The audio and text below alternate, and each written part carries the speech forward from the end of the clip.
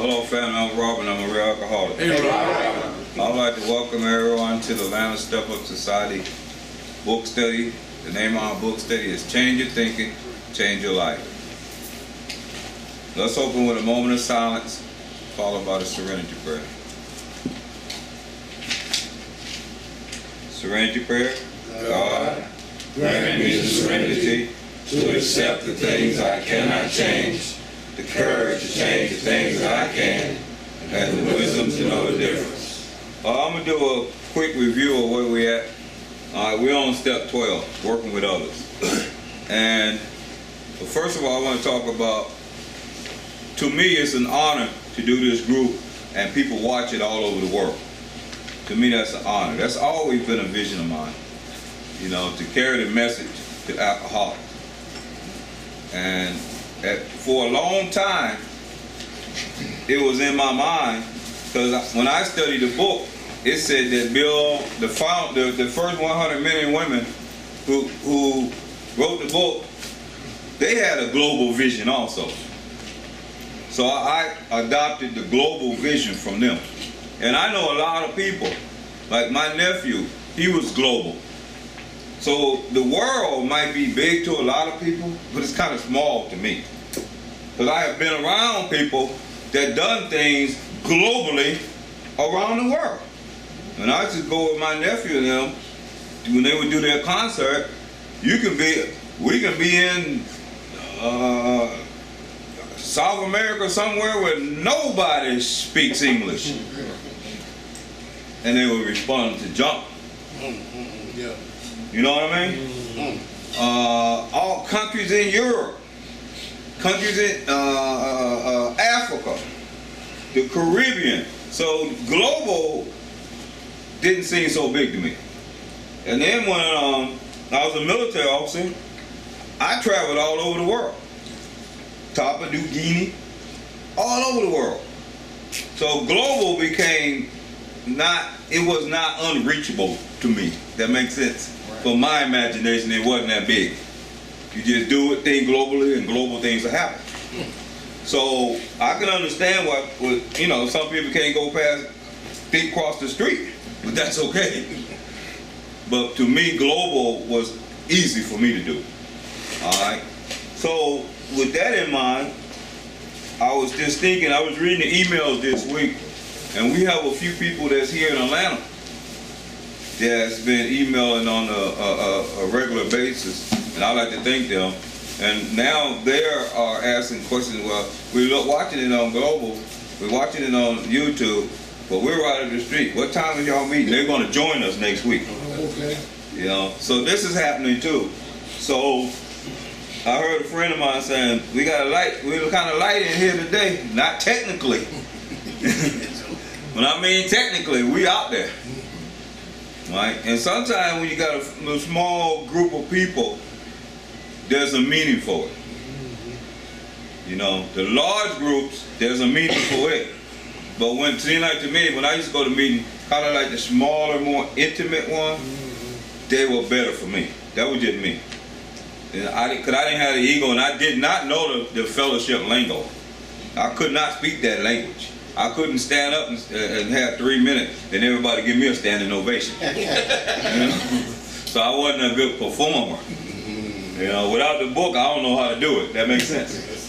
So with that in mind, I want to kind of remember our mission, our dharma, is to carry the message to other alcoholics. That's why we get clean and sober. We're not getting clean and sober just for myself. I'm getting clean and sober to carry the message to other alcoholics, which in reward, I stay clean and sober for carrying the message. Whether they get it or not. It just reinforced that I got the message. That makes sense? Yes, sir. So, we're on page 92, and we're coming up to the part, and we're still working with really a newcomer. We're still trying to, how do we go out and we go out and reach out to the newcomer, and then they gave us some tools and some instructions on what to do. It's not confined to the book. The book is just information. There's different techniques that people use. But I learned how to carry the message from the book. But there's one thing clear. There's one thing clear about going out the book. You have to know and have done and have worked and experienced the 12 steps to carry the message textbookly. Because it's going to tell you what you need to do, what you need to do, what you need to tell them. You need to tell them about the disease of addiction, about the illness. You got to tell them about the plan of action. You got to tell them about the house cleaning steps. If you don't know that, then I don't know what you're telling them. Probably just leading them to the fellowship and then throwing it in somebody else's lap. That's all you're doing. Because they're really trying to gear us up to be professional sponsors. That makes sense? And that's our duty. That's what we're here for. Why be in a 12-step program and you don't work the 12 steps? That would be like being in a rapper and you can't rap. Or being in a band and you just standing there and everybody else playing instruments. See how long you get to be there. See how many paychecks you get. You know, being on a football field and you can't play. You got cut. That's right. You know, it's just that simple. Why be in a 12-step program? And I told y'all this is the best program on earth spiritually. There's no better program and you're not a 12-stepper. That makes no sense. It makes no sense at all. In the elementary school, you send some, you let your kid be in 4th grade and they go there and do nothing. What they do with them? Be there next year. Be there next year. You discourage this class, go forward, you stay back. You meet them.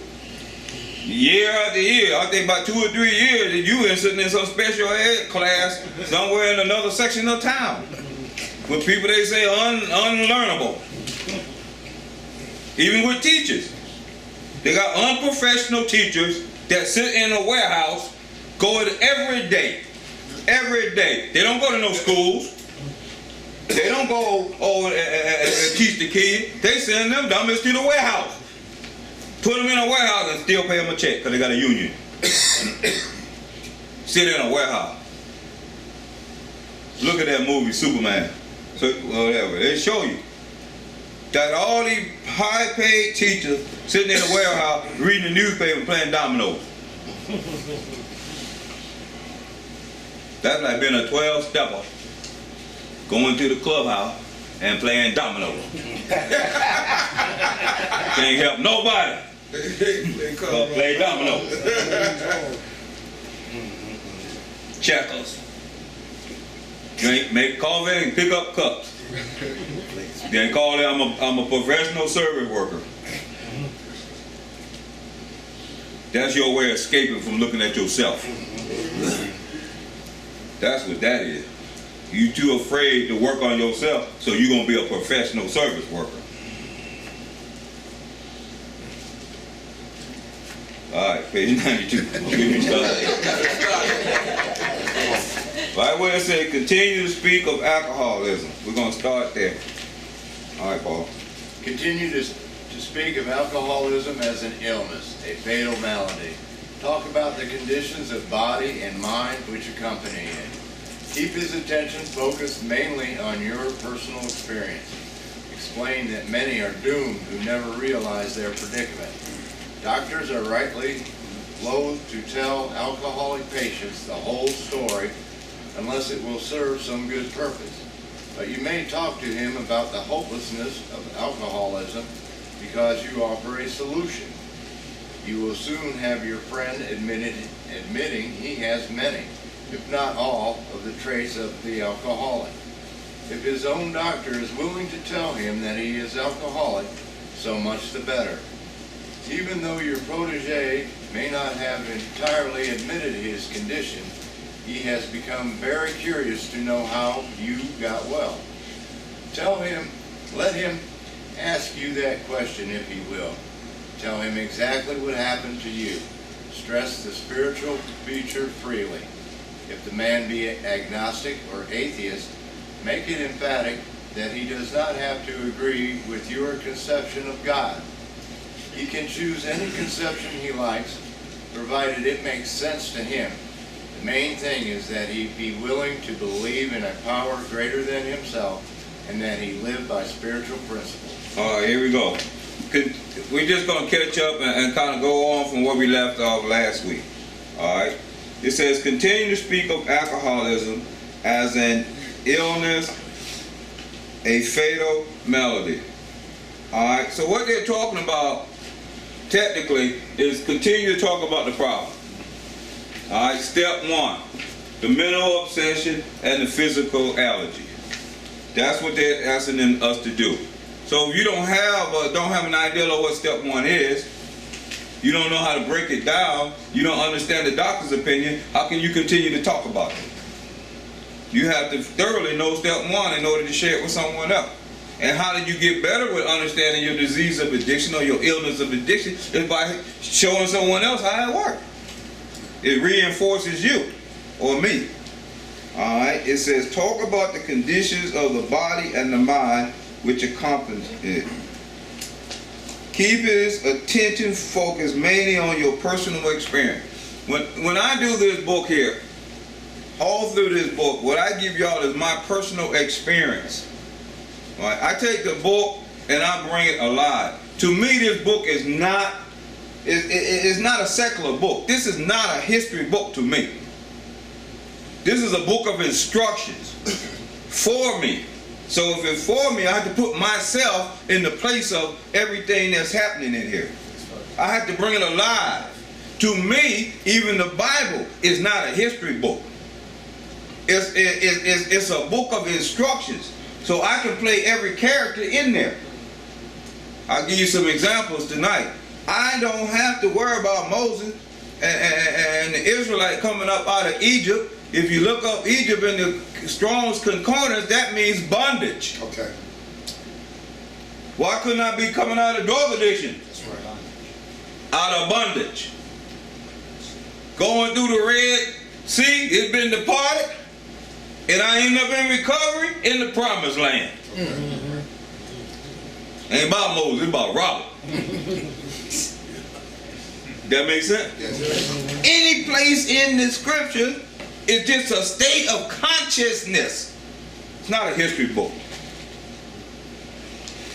I can play any character I want. I can play the character of faith, strength, any of these principles I can play. Because I've been there. That makes sense? Yes. That's how it's done. It's not a history book. It would make no sense to me looking at something 3,000 years ago and I can't do it now.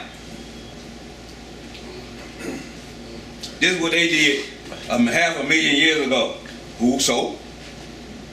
Don't mean nothing to me. It didn't. That's why I end up in AA. I had to change my thinking. Yeah. People told me to look at it like a history book, and I end up right in AA. Me and the preacher. He's sitting next to me.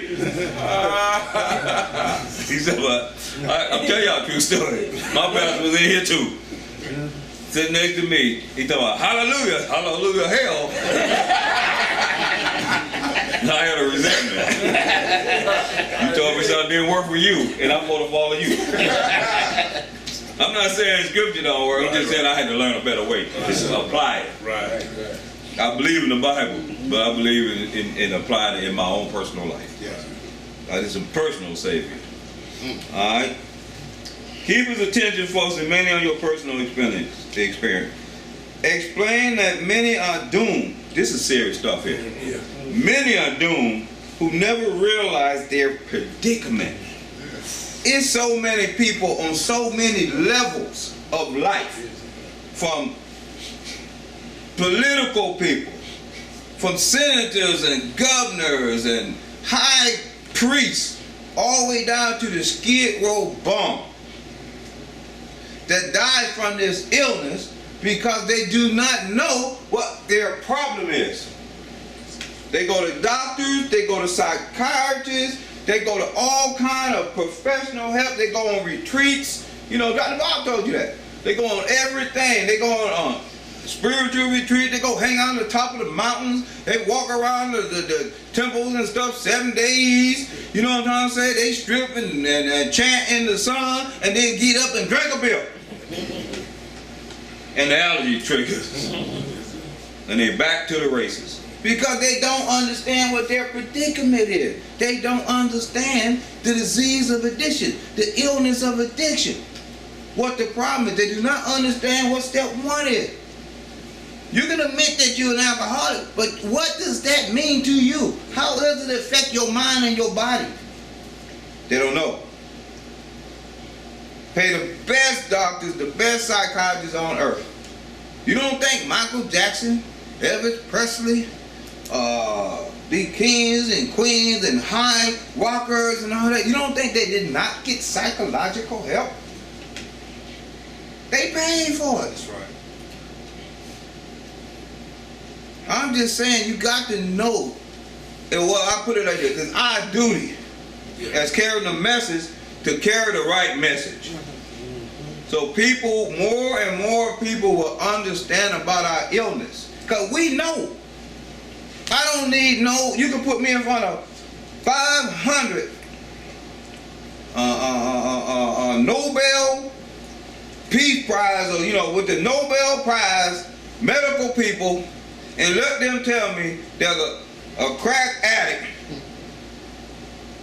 can smoke and don't go geeking. They can never convince me of that. You can never convince me that I could drink a drink and be okay. They can't do it. I don't care what 500 with the best educated scientific minds on the planet. They might could tell another alcoholic he can drink and be all right, but they'll never convince Robert Barber. Never. They all wrong. Anybody disagree with that? They wrong. Take a drink if you want to. Then they be questioning another. Then they got another thing to talk about. Why is he dead? What happened to him? Or I'm supposed to be back next week. Why he didn't show up? 5 other people waiting on me. I don't give a damn. I'm right where I'm supposed to be. Because I was able to use, but not successfully. That's right. Doctors are rightly low. That means to dislike. To tell alcoholic patients the whole story unless it will serve some good purpose. But you may talk to him about they talking about the alcoholic now. But you may talk to him about the hopelessness of alcoholism because you offer a solution. Anybody I walk up to, I can tell them about being hopeless. I was there. I can tell them about being homeless. I was there. I can tell them about sleeping on park benches and making a little bit of money, going and work 40 hours or 50 hours in a week, get a paycheck, and 5 hours after the paycheck, I'm flat broke, disgusted, and in remorse. And we promise to myself, that'll be my 5th step. To myself, God, and another human being, I'll never do it again. I'll never do it again. That was my promise. Next week, I'm making that same promise again. Next week, that same promise. A year later, that same promise. Then they come in here, y'all talking about, I can't do a 5th step. You've been doing it. You've been doing it all along. Just for the wrong cause. That's right. Trying to stop on your own accord. And don't tell me I wasn't serious, because I was. I seriously meant I wasn't going to do this no more. But I didn't know my predicament. That make any sense? I had no clue about my predicament. And I was trying everything I could to come up out of a predicament that I knew nothing about. So now I can offer a solution. I can tell you the answer to that baffling puzzle. I do have the solution. That makes sense? Yes. Then it goes on to say, you will soon have your friend admitting he has many, if not all, of the traits of the alcoholic. If his own doctor is willing to tell him that he is alcoholic, so much the better. Even though your protege may not have entirely admitted his condition, he has become very curious to know how you got well. Most people, whenever you're talking to someone and they got any desire to stay clean and sober, they do want to know how you did. Yeah. And that's just common knowledge or common interest. And when people ask me how I did it, the first thing I do is go back to step one. Then I start telling them a little bit about step two. It's almost impossible to sit down in one sitting when you're carrying a message to someone and give them the whole story of how you did it. I usually break it down like I went in treatment, 30-day program, then I went to St. Jude and I stayed a year. Then when I left St. Jude, I did 2 years aftercare at St. Jude. Never missed a Tuesday. For 2 solid years, I never missed a Tuesday in the aftercare program. And they gave me a camel, you know, like what do you call them, pendant? A pendant of a camel, because they said I was, you know, holding on. Didn't need much, just keep coming, right? So, and then I tell them about working the 12 steps. That's what I do. Now, when you start talking too much treatment, most people automatically want to just get up out of that kind of talk. Because they worried about where they got a job, where they going to work at, where the family and all that. So I make that quick, you know, and go to something else. Because they don't want to hear that. 3 years? Shit.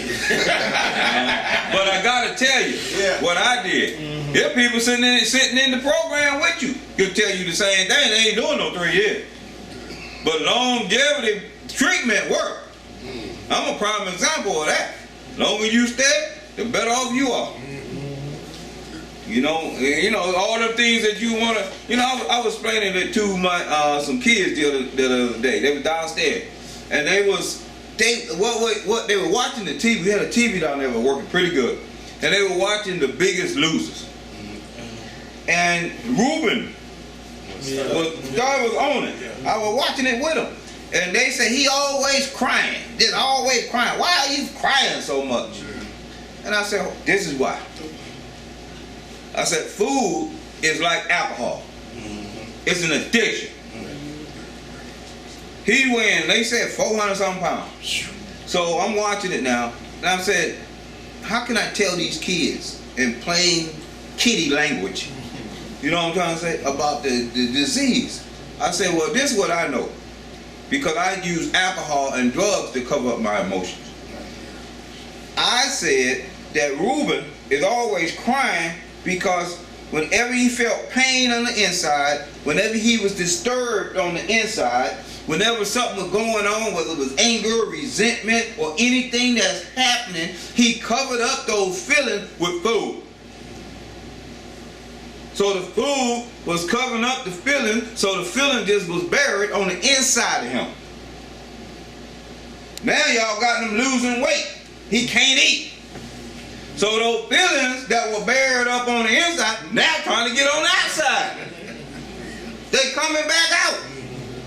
They're not going anywhere. Now they're being exposed. That's why he's crying, because he can't eat. Same as the alcoholic and the addict. All our feelings, everything that's in us, our anger, our resentments, our pain, our grieving when our family members died, the funeral that we didn't get to because we were geeking, all that is in us. Take the drugs away, it has to come out. And we can deal with it in long-term treatment. Most of y'all want a 30-day treatment. Go home and deal with it with your new girlfriend and new boyfriend. Then you come back in here for another 30 days. And back in here for another 30 days. This is the place to allow healing to take place. That's how you get well. Ask him this, let him ask you that question, if you will. Tell him exactly what happened to you. I run through the story about what happened to me. I pick little events, because I got a lot of them, you know what I'm trying to say? You stay clean long enough, you can look back and you can say, this happened, that happened, that happened. But I always start with one. I tell them about the time when I was in Lafayette Park, right? And I was homeless, right across the street from the White House. And I used to have a partner, you know, when we always got a buddy. It's always a buddy. Well, my buddy had disappeared for like a year or two. And we was in D.C. And I knew from being homeless so long, it's only like, in my mind, only three things can happen to you. You get killed, you get locked up, or a church snatch you off the soup line. So I said, well, I don't think he's dead. So he's in jail. That's what I thought. One day it was raining, I was on the park bench, and his name was Tommy. Tommy came up, shook me, and he was clean. Had on a suit, everything. It wasn't that his clothes were clean and everything, it was in his eyes. Yeah. I seen a glow in his eyes. And I knew he was sober. Not just clean clothes, like a dressed up garbage can. He was sober. And I asked him, you know, what happened? He told me that he had went to a church and they had a rehab program. He said he'd been there like a year. Right? And first thing, when he did get an opportunity to go on that side of town, he wanted to come and see was I still there. So he gave me a flyer, because they were going to be about a mile away the next day, and they were going to have a rally, a street rally, and ask the people to come in off the streets and drugs and alcohol. So he gave me the flyer. I woke up the next morning, it had rained, and I had one shoe. I don't know what the other one was, but I had a couple of squirrel pets. You know, they were my buddies. They might have carried my little shoe away. Alright?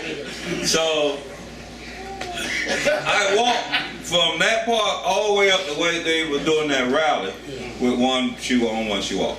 And it was raining. And so I told them when I got there, they were singing songs like, I used to be a crackhead, but Jesus set me free. I used to be an alcoholic, but Jesus set me free. And I was hungry, and they were frying that. I mean, cooking them grills, hot dogs, and hamburgers. I said, Jesus set y'all free. You're going to set my ass free today. And I'm going with you. I ain't got my one shoe wet. I wasn't thinking about no recovery. I ain't know nothing about recovery. I just knew that I was going to get me some hot dogs, some clean clothes, a bed, because if Tommy could do it, I could do it. And I went on. And that started my journey. You know what I'm trying to say? I give my little stories like that, you know. So they let them know I was there, right? And then, all of a sudden, after we do all that, drunk a lot, we do step one, here comes step two. Right. I told you, you got to be a 12-stepper. Because now they want to talk about the spirituality of the program. They say right here, stress the spiritual creature freely. If the man be agnostic or atheist, y'all already did this, I heard Ken and y'all doing it 2 weeks ago, make it emphatic that he does not have to agree with your conception of God. Sound like Cain believing in the power greater than myself? To restore us to sanity, made a decision and turn our will and our lives over to care of God that we understood him, a God of your understanding. So what I usually do, this is just me. I can't tell y'all what to tell a newcomer. But you got to have something to tell them. Because you got the instructions right here. I talk about you probably have to find a God of your own understanding. And they ask me, what do you mean? Most people I meet are basic Christians, you know, or don't care about religion, period. But if they do, they all gonna believe in a God outside of themselves. That's in another place, and you're gonna die and go there. That's what they believe. And I know that because I used to believe that. I didn't believe that no God was inside of me. The Spirit of God was in me. I heard it in some scriptures and some songs. But basically, Jesus died and rose and going to come back and get the rest of them because he wasn't getting me. You know, I was already X'd out of that because I believe in a punishing God. So it was going to be a Savior, but it wasn't going to be with me. That makes sense? Yes. I was doomed. Alright, and y'all were doing with me. So then I had my own God. So you know, that was one of the greatest impacts on my life. One of the greatest impacts on my new life was the fact that I can conceive a God of my own understanding. That took me to another level and opened my mind. Because I always followed my mother's God, my father's God, or the family God, and I always stayed drunk. I went to their churches and I tried a year, and every Sunday I get drunk. I tried it. You know, I'm not saying it didn't work. I didn't try it hard enough. But I made an attempt. Right? I even went to like a cult. Stayed 2 years. I knew the scriptures so well. I'm telling you, I knew the scriptures so well that I could watch TV. That's all they did, let you watch TV. You couldn't come outside to, you know what I'm trying to say, communicate. You watch scriptures and read the Bible. I knew it so well. I see a pastor come on TV or a preacher come on TV, misquoting script. I said, oh no, that's not right. That's how much I had it. But I ended up knowing more about Matthew, Mark, Luke, and John than I did Robert. Wow. So I don't know. So it said, you don't have to agree with my conception of God. That's what I said. And I always go back to the characters or the states of consciousness in the Bible. I talk about Abraham, I talk about Samson, I talk about King David. Each one of them had a God of their own understanding. Right. Abraham was God with faith. He had a faith. Am I right or wrong? Right. He was so much into faith that he took his son to sacrifice him because he believed in God so much and loved God so much that he didn't think God was going to allow him to do it. He had faith. He had faith that him and Sarah were going to have a baby. He's 100 years old and she's 90 years old, and they still believing that they're going to have the child that's going to be to start the kingdom for all the people. The Jews, more than the sand, the grains of the sand and all the seasons. You can't count an infinite amount of people going to be born under the promise of God through Abraham and his seed. 100 years old, ain't had no baby yet other than the one he slipped and got, you know. But that's another story. You know, with a head wife. But that was still outside the promise. Right? So, but he was of faith. And till the day he died, he kept the faith. Samson believed in God's power, strength, through his hair. Through his hair. Even when he cut his hair, he still was able to be strong. Right? So he believed in the strength or the power of God through his hair. And a humongous amount of strength. More than any man on the planet. Then you have King David, who was a shepherd for 40 years. Right? And he wrote the Psalms, right? And there was one of the 93rd or whatever. The Lord is my shepherd, I shall not want. He lead me through green pastures. Because he was a shepherd, you know, take care of goats, billy goats. You ever been around goats? You know, goats eat anything. Right? They eat anything. You take them some stick around, they're going to eat it. That's why you better go in green pastures. They don't have some upset stomachs. You know what I'm saying? They, still water. They're afraid of fast running water. Still water, right? Green pastures. He carried a little the rod, the stick. Right? And it wasn't because he was lame or had a bad leg or something like that, needed a crutch. The stick was because of the sheep that was like wild, or the young ones, like a little puppy, the little young ones. When they run away from the protection of the herd and be killed by the wolves and the coyotes, because they ain't far away, they hungry. So he will break the leg, the shepherd will break the leg of the little sheep and put it back in. He might limp, but he's gonna stay alive. Just like somebody relapse, go break, pow, get back in there. You know, you might limp, but you're alive. You're alive. Yes, sir. So now you got these three guys, and you know, Ruth, and then the women too. They believe too. So you got these three guys with their own conception of God. If Samson was to walk up to Abraham and say, "It's in your hair, God's in your hair," he said, "What are you talking about? That's your conception, that ain't mine."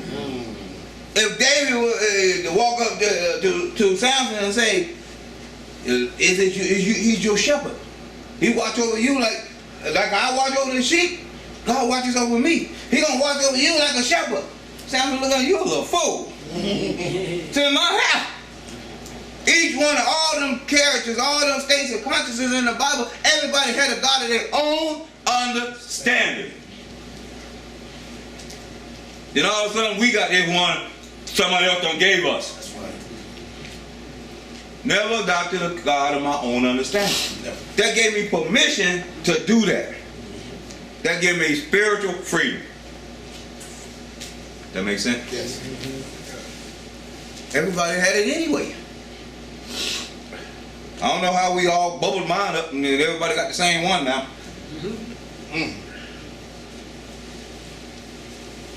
All right, I don't want to go with this. Stay right where I'm at.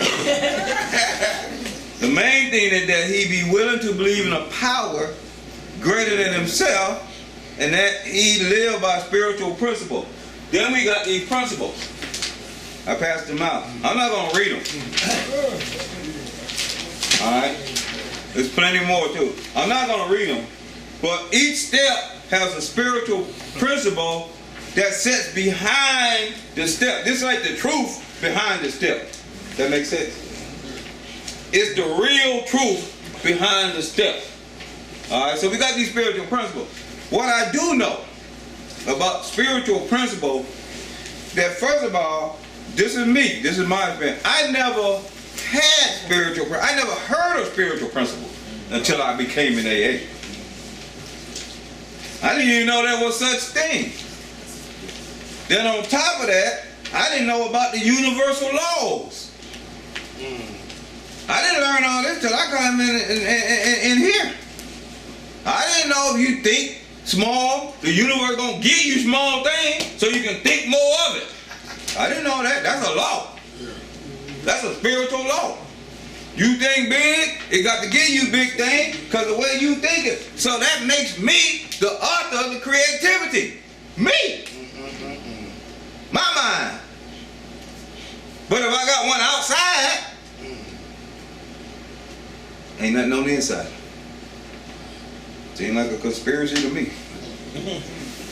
The 12 principles here, but I do know that they wasn't in my family. I don't know about y'all's. I can't tell you what was in your family, but I can give you an example to know they wasn't in my household. My father was an alcoholic, my mother was a hard worker, and it was 4 little siblings running around doing whatever they wanted to do. That was the structure, the foundation of the family. So, with that in mind, I don't never, not one time in my little life, remember sitting at the table, my father come in and say, all right, everybody, let's have prayer. Sitting at the table at one, let's talk about honesty today. Anybody got any hope? You know, let's talk to the kids.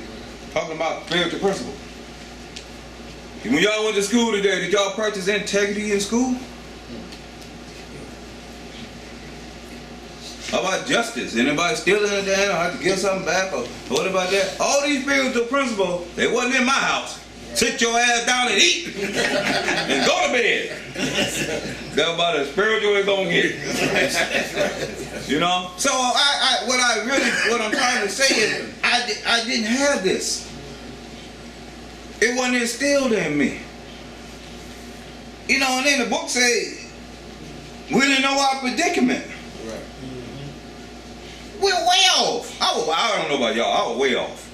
I had no spirituality, no principles. You know what I'm trying to say? Kind of like I was like doomed from the beginning. But there's no way of saying it. The book says some of us were doomed. Yeah. I had no structure. I can't blame my parents because they had none either. It just wasn't there. You know, a lot of households might have been, but it wasn't in mine. That makes sense? Then I come in here. Y'all give me the principles. You start teaching me about the principles. The least I can do is work them. I say I'm an AA. Right? I'm an alcoholic. Pick up chips. How it work? 1 year, how it work? 2 year, how it work? 3 years, passing it back to the newcomer. How it work? 10 years, how it work? At least work them. Wouldn't that make sense? Yes. Alright, when dealing with such a person, you had better use everyday language to describe spiritual principles. There is no use arousing any prejudice he may have against certain theological terms and conceptions about which he may already be confused. Don't raise such issues, no matter what your own convictions are. Here's the deal. When dealing with such a person, you had better use everyday language to describe spiritual principles. That's what I just did with King David, Abraham, and who else it was? Samson. That's an everyday language. Everybody can kind of get that. You know what I'm trying to say? I think the more simpler spirituality is, the more I can understand it. That makes sense? I didn't learn it from all these big theological concepts and terms and all that. You know, to me, even like when they talk about tithing and, you know, religious stuff and stuff like that, I just kind of like fell in where I fall in. Like, and most of it, if I didn't like it, I just didn't do it. You know? I didn't, never, not Robert, I don't know about nobody else. Tithing was really easy when I wasn't making no money. But as the money started to grow, the tithing started to lower. Now you're starting to think it ain't making no sense now. You know, so I can't say, I'm just being real. I can't say I was fully into it. When I wanted money, tithing made sense. But when I got money, it didn't make no sense. I can justify. You know what I'm saying? I don't give it enough. So I can't say I was being in truth. Because I had nothing, never got no consequences for it. Never got consequences. But in AA, if they tell me to do something, That's right. I didn't play. That's right. Because I know what the consequences going to be. That's right. They say, go here, 90 and 90, I did. Do this step, I did. Because I knew what the consequences were going to be. That make sense? I didn't have no guilt when I didn't pay no tithe. Because I started making, I started studying tithe. They say, well, you can help someone else, do something else. I started tithing another way. I wasn't giving up $1. It didn't make no sense at a certain period of time. Even though I knew what it was for. I know what it was for. I just couldn't wholeheartedly do it. But the AA principles and what AA taught me, I had no choice but to wholeheartedly do it. Now, I'm not the only one sitting around here taking that. Y'all know. I got $10 easy to give you one. I got $1,000, I got to give you 100. That's another question now. I got a big bill to pay. Yeah. You know, and some people are good at that though. It just wasn't me. I guess I still had the alcohol in mine then. Alright. There's no use arousing any prejudice he may have against certain theological terms and concepts about which he may already be confused. Don't raise such issues no matter what your own convictions are. My thing is that most people that I ever sponsored, I can honestly say, had really more religious background than me. Some of my sponsors come from Jehovah's Witness families. They really went to church a lot. You know, some was pastors' kids. Some were pastors themselves. So most people I was always in a position where they're different religion, Muslim, you know what I'm saying? A lot of them are different. They had more religion than me. Most people I sponsored, I can honestly tell you, had more religious structure than I did, than me. So it was like, it wasn't no point, and some people carry resentments in their religion. I had one guy, his family was Jehovah's Witness. He spent his whole life in Jehovah's Witness. He did something, and they blackballed him. So just to mention anything about religion, he wanted nothing to do with it. Because he's still carrying a resentment for them kicking him out. You know? And so I tried to stay away from that and start learning. I had to learn ways to teach spirituality, so I had to learn spirituality in order to help people. That makes sense? Because I didn't know how to do it in religion. You know, and even though I knew the Bible and I did this and all that, I didn't have that much religious experience. You know what I mean? I don't think sitting there on the Sunday in the back of the church experiencing nothing. I wasn't a deacon. You know, I didn't even cut the grass. I never had a key. Open it up. I never put the Bible back in the little slots. All I did was went in and went out. So I had no religious experience whatsoever. So there's no point in me sponsoring you on that. So I started grabbing the 12-step stuff that I could do and use that. That make sense? Yes. All right. Do the next one. Your prospect. Your prospect may belong to a religious denomination. His religious education and training may be far superior to yours. In that case, he is going to wonder how you can add anything to what he already knows. But he will be curious to learn why his own convictions have not worked and why yours seem to work so well. You may be an example of the truth that faith alone is insufficient. To be vital, faith must be accompanied by self-sacrifice and unselfish constructive action. Let him see that you are not there to instruct him in religion. Admit that he probably knows more about it than you do, but call to his attention the fact that however deep his faith and knowledge, he could not have applied it, or he would not drink.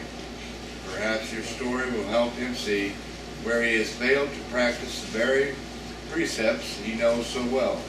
You represent no particular faith or denomination. We are dealing only with general principles common to most denominations. All right, this is deep. Your prospect. You know, we doing all this and this guy ain't even a newcomer yet. You know what I'm trying to say? You know, the book ain't even say he's a member with us yet. All right? Your prospect may belong to a religious denomination. Most probably do. Okay? His religious education and training may be far superior to yours. They use the word far. Now let me tell you something. I have sponsored preachers with degrees. I even had them in the treatment center and Step-Up Society. We had one not too long ago with degree and plain as day. Had it in the room in the treatment house, the halfway house, hanging on the wall. All education and knowledge to earn the degree. Now I got to give them credit on that. That's going to school, right? Learning what he needs to learn to become a preacher. He had the degree, 4-year program. I can't take that from nobody. I have known people that know more about this book than me. They can read this book just like we read it. They can read it. They can read it, but without these principles. To them, it's just secular. It's just a history book, and they got a good knowledge of the history book. They can tell you all about Bill's story. They can tell you all about Dr. Bob. They know all the things, other things. The preacher can tell you all about the Bible, the one that's in our program. He can tell you all about the rituals and all about what's supposed to happen. He knew more about Matthew, Mark, Luke, and John than Matthew, Mark, Luke, and John knew themselves. The guy who the people I know about the book know more about the book than Bill and Dr. Bob and the 100 that wrote it. But me personally, I wouldn't walk across the street with them. They had no spiritual experience. You know all about the book, but you never worked the 12 steps. Never done them. Never done an inventory, Charles. Never had a sponsor. Never did an 8 or 9 step make them in, but they know what's on these pages. You go like, I go up here and mispronounce the word and raise your hand. That's not how it's pronounced. I'm telling you what I know. Ain't never did the work. It's a lot of that. I see them on YouTube. Can't give you no experience. Because they don't have it. Alright? So they're way more superior than me when it comes to these pages. In that case, it's going to wonder how you can add anything to what he already knows. There's people come in my treatment center. I got 21 years clean, they got 1 month. And they start listening to that fool talk. He can't say nothing to me. I've been clean 30 days. Yeah, that's how they think. Because they think, first of all, they don't know me. Let's get that straight. They don't know that I went to 2 colleges. They don't know that I was a commander. You know what I'm trying to say? They don't have that knowledge. Some of them just look at the color of my skin. Or how fat I am. Or he got low hair. Somebody say he dyed his hair. Or he wear tennis shoes. You know what I'm saying? They just look at the outskin, the outside. Yeah. They don't know me by the outside. I'm not saying the prejudice or nothing like that. They just, everybody got something they gonna see negative about you, and then that's who you are. They don't know me. See what I'm saying? They don't know how many people I don't sponsor, how many people don't stay clean. I think if you got a 52 record, 52 sponsees, and 52 still clean, that's 100% to me. You know? They don't know that. They just see the outside. And they have to see the outside because they're only trained to see the outside. That's how they can read the book and only see the outside. That's how they can read the Bible and only see the outside. There's no inside work. That makes sense?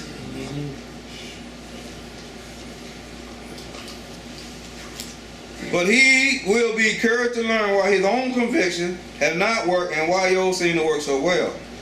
While they looking on the outside of me, I ain't looking at them, period. Because I'm looking on the inside of me. See, when you start looking on the inside yourself, it's kind of right though. When you really working on yourself, you ain't looking at nobody else. They not, it's not, what they're doing ain't that more, it's kind of like your problem is not my priority no more. You know what I'm saying? Yes. What you doing is not my priority no more. My priority is me, elevating me. I'm not being unselfish or nothing like that, but see, like the more I elevate myself, the more I can help someone else. If I'm always in a problem, then I can't give you nothing but another problem. He may be an example of the truth that faith alone is insufficient. Let's forget about the Hebrew, you know, the Bible terminology of faith. Just look at faith as just a good belief. He might see that, let's say, he might be an example of the truth that faith alone is insufficient. If you got faith in a certain religion and you using crack, then it's insufficient. You got faith in a certain religion and you drunk all the time, your faith ain't working. It ain't working. Then you got someone clean and sober trying to tell you that it ain't working. You might listen to the clean and sober person. To be vital, necessary for life, faith must be accomplished by self-sacrifice and unselfish constructive action. You got to believe in something. Then you have to have self-sacrifice. You got to surrender self. You got to surrender all this stuff about you and just follow that belief. If you're going to be in AA, then forget about everything else. Do some self-sacrifice. If the program is a year, then stay a year. Let it go. Forget about the job. Somebody want to go, they paying me $14 an hour. I want to leave the program. I want to help y'all. I don't care about the newcomer coming in. I don't want to do my chores in here. I want to go make $14 an hour. Go in there to the staff and say, well, I'm looking at your record. Wasn't you making $17 an hour the last year? Wasn't you a supervisor about 10 years ago? Then your faith now in the job you gonna get has to be insufficient because it didn't work before. It didn't work. You got faith again in something outside of the program. Instead of working the program, sitting still, learning how to surrender, allowing, like I told them kids, them emotions and all this stuff to come up, you want to do exactly what you've been doing, running to accomplish nothing but a drink. We have a beautiful house, treatment house. Now I invite everybody to swing by there. They're not gonna know. They'll know you. And go through the house and just look. Am I right, y'all? Nice, clean, peaceful. So clean you have to take your shoes off to go in. But you know what? More people that we lose is the ones who can't accept peace. They just can't sit quiet and be at home. They got to rip and run up and down the street. Well, I'm telling you, the street that they ripping up and down, you know what it is. Oh yeah. They can't sit still. Can't allow themselves to be at peace. They will get up and say, I can't take this, and run back to the insanity life because they can't absorb peace. It says that,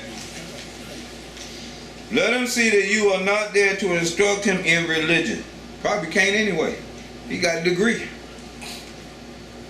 Admit that he probably knows more about it than you do. But listen to this, but call to his attention the fact that however deep his faith and knowledge of the Bible or knowledge of his book, he could not have applied it.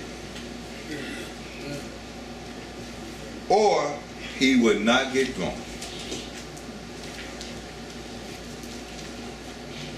But help your story will help him see where he has failed to practice the very precepts he knows so well.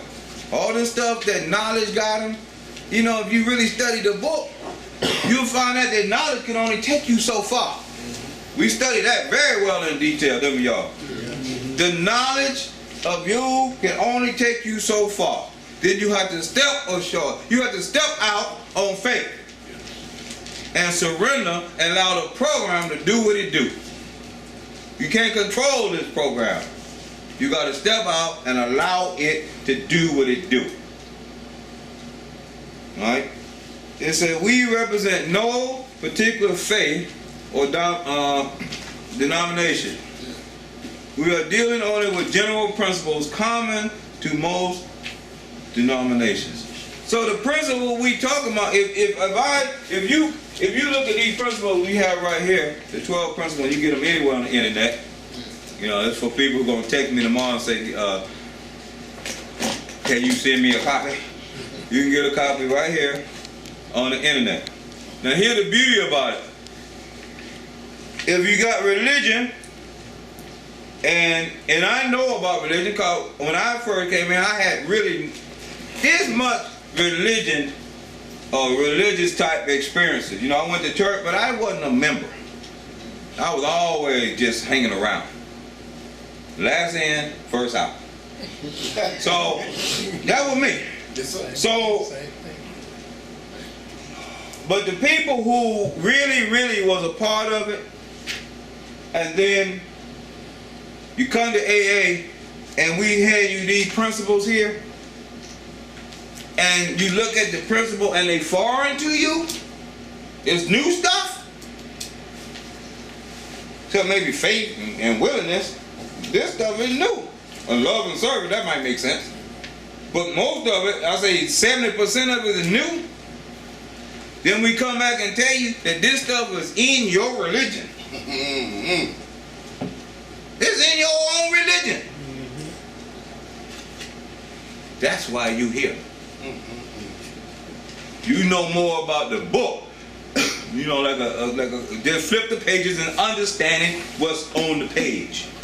But the principle behind it, the psychological concept behind it, what the meaning really mean to your life and to your spirituality, to how you can maneuver in the world and things happening and you still can have internal peace.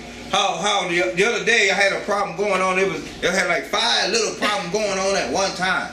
And I was about getting ready to start to put the fires out. And I said, whoa, let go and let God. I put my hands in my pocket. That's when I know I ain't gonna do nothing. You see me walking around like that, you might think I'm not getting ready to do nothing, but I'm doing a lot. I put my hands in my pocket, and thy will be done. And that takes practice. I really wanted to solve it, but I wouldn't. At the end of the day, everything was done. I started that morning, me and Antonio, we went over to his truck when it was cold. His truck wasn't crank. Wasn't crank at all. I had got up and said, thy will be done, because it's too much for me. Me and him go up to AutoZone. Go in the AutoZone. Need 2 batteries. Our truck need 2 batteries, not 1. I go in there. We walk up there. The lady put our number in, looked up our company, and said, I'm going to bring y'all 2 batteries. So she brought the 2 batteries. Antonio outside taking the battery off. She said, bring the cord in. I brought the cord in. I went in my wallet and pulled out my credit card so I could pay for it. She said, oh, you don't owe nothing. You had warranties on them. I said, wow, now I'm finna go really get my hand back in my pocket. That's faith. You understand what I'm saying? Yes. And the whole day I kept my hands in my pocket, and every one of them fires was diminished by a power greater than me. I didn't have to do nothing. I had to pay nothing. I didn't have to do nothing. That's what I'm talking about. Now, textbook don't teach you how to do that. That wasn't in no Bible. They didn't tell you to put your hands in your pocket, don't worry about nothing. That's something you got to experience. Thank y'all for a good meeting.